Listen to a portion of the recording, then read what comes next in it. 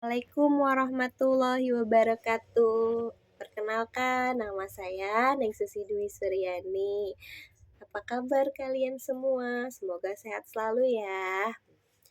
Oke, sekarang saya akan sedikit berbincang-bincang atau presentasi tentang pelanggaran hak asasi manusia yang terjadi di Indonesia dan di internasional dengan dosen pengampung saya, Ibu Eriska Ginalita Dwi Putri SHMH. Nah, saya akan kita flashback ke masa lalu atau 2 tahun yang lalu ya, yang itu tentang kasus Bapak Ferdy Sambo yang terhormat, yang melibatkan pelanggaran hak asasi manusia (HAM), merujuk pada insiden yang terjadi pada bulan Juli 2022 ketika Brigadir Nofriansah Yosua Huta Barat atau yang dikenal sekarang itu Brigadir J ditembak mati di rumah dinas Irjen Ferdy Sambo, seorang perwira tinggi di institusi kepolisian Republik Indonesia. Berikut adalah penjelasan detail bagaimana pelanggaran hak asasi manusia terjadi. Nah, singkat peristiwa penembakan Brigadir J ditembak di rumah dinas Ferdy Sambo di Komplek Polri Duren 3 Jakarta Selatan pada 8 Juli 2002. Awalnya kasus ini dilaporkan sebagai baku tembak antara Brigadir J dan Brada Richard Eliezer yang sekarang dikenal Brigadir Brada E. Tapi kenapa cuman Brigadir J ya yang terluka? Kenapa Brigadir E tidak apa-apa? Oke, yang diduga terjadi karena Brigadir J melakukan pelecehan terhadap istri Bapak Ferdy Sambo, yaitu Ibu Putri Chandrawati. Manipulasi kasus. Setelah kejadian kasus, diduga Ferdy Sambo merancang skenario untuk menutupi kejadian sebenarnya. Sejumlah anggota kepolisian termasuk pejabat tinggi Polri diduga terlibat dalam usaha menutupi fakta dan memanipulasi barang bukti. Sepengaruh itu ya Bapak Ferdy Sambo sehingga bisa membuat skenario dan mengatur para pejabat tinggi di kepolisian Republik Indonesia. Serem sekali Bapak Ferdy Sambo ini. Penyidik dan pengungkapan kasus. Kasus ini kemudian menjadi perhatian publik atau media sosial dan membangunkan jiwa-jiwa para netizen untuk ingin tahu dan ingin mengungkapkan semuanya yang lebih jelas dan transparan, memicu desakan untuk dilakukan investigasi lebih mendalam. Akhirnya ditemukan bahwa Brigadir J dibunuh secara terencana oleh Brigadir E atas perintah langsung dari Bapak Ferdy Sambo. Penyidikan juga mengungkap bahwa Bapak Ferdy Sambo dan beberapa anggota kepolisian lainnya berupaya mengemburkan fakta kejadian tersebut. Nah, pelanggaran hak asasi manusia dalam kasus Sambo, pembunuhan terencana. Pembunuhan yang dilakukan terhadap Brigadir J dianggap sebagai pelanggaran terhadap hak hidup yang merupakan hak asasi paling mendasar. Hak ini diakui dalam berbagai instrumen hak asasi manusia atau HAM internasional, seperti Pasal 3 Deklarasi Universal Hak Asasi Manusia (DUHAM) dan Pasal 6 Kovenan Internasional tentang Hak Sipil dan Politik (ICCPR). pengeburan fakta, manipulasi kasus, upaya untuk menutupi kebenaran dan memanipulasi proses hukum merupakan bentuk pelanggaran terhadap hak atas keadilan dan proses hukum yang adil. Hak ini bertentangan dengan prinsip-prinsip hak asasi manusia yang melindungi individu dari penahanan dan hukuman yang tidak sah, seperti memberikan hak untuk diadili secara adil dan transparan. Abuse of power. Kasus ini juga menunjukkan adanya penyalahgunaan kekuasaan aparat. Memang banyak aparat penegak hukum yang menyalahgunakan kekuasaannya. Ferdy Sambo dalam posisinya sebagai pejabat tinggi kepolisian menggunakan kekuasaannya untuk menutupi kejahatan yang dilakukannya, yang merupakan bentuk pelanggaran serius terhadap norma-norma hak asasi manusia yang seharusnya penyelenggaraan kekuasaan yang akuntabel dan transparan. Untuk kasus Ferdy Sambo ini seharusnya menurut saya tidak adil sih kalau Ferdy Sambo dihukum hanya hukuman seumur hidup.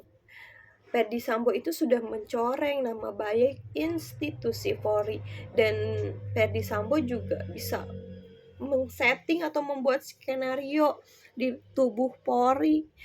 Para kepolisian mungkin yang bawah-bawahnya oke lah, dia takut. Ini juga para petinggi-petinggi Polri juga bisa ikut membuat skenario. Serem banget kan? Bagaimana tubuh Polri yang sangat dipercaya oleh masyarakat sebagai penegak hukum, kok bisa ya seperti ini? Ini yang terlihat, yang terdengar, yang terungkap. Bagaimana dengan kasus-kasus lainnya yang tidak terungkap? Serem sekali ya.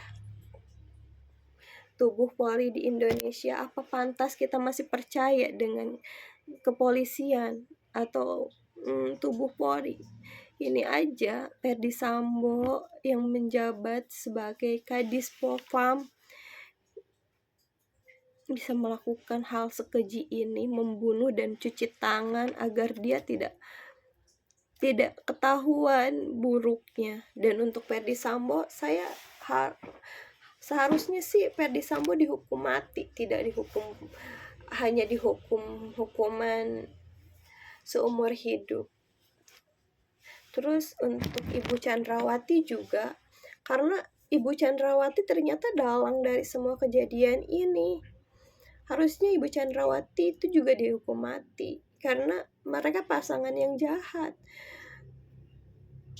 Yang harusnya Brigadir J itu masih berkumpul dengan keluarganya, yang menjadi harapan keluarganya. Betapa sedih dan sakit hatinya para keluarga Ferdy Sambo, Brada Brigadir J, Ferdy Sambo, kamu begitu jahat. Terus untuk yang lain-lainnya yaitu yang ikut skenario harusnya dihukum penjara seumur hidup, terus dan dipecat, di blacklist dari institusi Polri, karena tidak pantas mereka masih ada di tubuh Polri. Harusnya mereka juga mendapatkan imbalan yang setimpal, yaitu penjara seumur hidup. Tidak pantas mereka ada atau masih tercantum di institusi Polri. Menurut saya kasus Sambo itu pelanggaran hak asasi manusia yang sangat berat, yang menghilangkan nyawa seseorang. Dampak dan konsekuensi kasus ini memicu krisis kepercayaan terhadap institusi Polri dan memunculkan perdebatan luas mengenai reformasi di tubuh kepolisian Republik Indonesia Publik menuntut adanya penegak hukum yang adil dan transparan, serta reformasi struktural dalam institusi penegak hukum agar kasus serupa tidak terulang kembali. Karena masyarakat sangat sakit. Kami sakit di tubuh Polri, ada kejadian ini yang terungkap. Apa kabar dengan yang tidak terungkap? Hak asasi manusia di Indonesia itu banyak sekali padahal, tapi banyak yang tidak terungkap, banyak perusahaan-perusahaan seperti yang ada di dekat rumah saya ini, kasus Wilton yang menggaruk, yang membuat tambang atau membuat yang emang dapat perizinannya juga dari pemerintah, tapi mereka juga karena kekuasaan dan banyak uang mungkin, hingga akhirnya mereka bisa membayar kepolisian, penegak-penegak hukum untuk mengintimidasi para masyarakat atau warga-warga setempat untuk kepentingan mereka, tanpa mereka menyadari kerusakan lingkungan, ekosistem yang ada di dalamnya. PT Wilton itu kan mengolah tambang. Terus dari tambang itu kan akan menghasilkan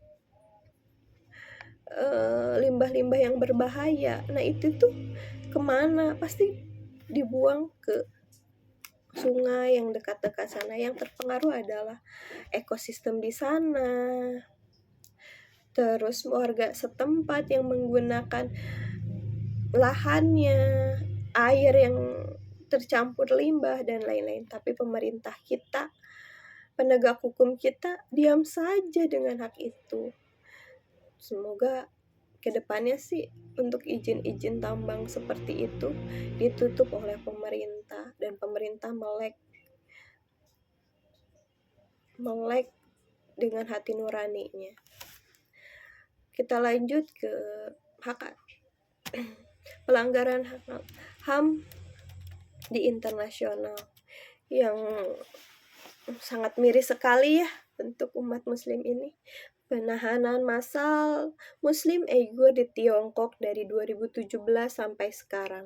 Sejak 2017, laporan muncul tentang penahanan massal lebih dari 1 juta Muslim Uighur dan minoritas lainnya di kamp pendidikan ulang di Qianjiang, Tiongkok. Pemerintah Tiongkok mengklaim kamp ini sebagai bagian dari upaya melawan ekstremisme, pelanggaran hak asasi manusia, penahanan sewenang-wenang, penyiksaan, indoktrinasi politik, kerja paksa, serta pelanggaran kebebasan beragama dan berbudaya. Beberapa negara dan organisasi hak asasi manusia menyebut tindakan ini sebagai genosida.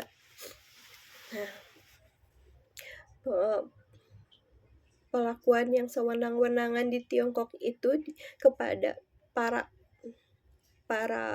Muslim di Uighur itu perempuan-perempuannya disiksa, diperkosa, terus untuk mempertahankan agamanya mereka disiksa, terus dikerja paksa tanpa upah. Banyak penyiksaan yang sadis sekali. Terus dampaknya penahanan massal ini telah memicu ancaman internasional terhadap pemerintah Tiongkok, meskipun respon global terpecah karena pengaruh ekonomi dan politik Tiongkok dunia. Karena Tiongkok mungkin Cina sangat berpengaruh ya, atau dia banyak sahamnya di mana-mana di negara di dunia, hingga akhirnya negara-negara lain tidak berkutik.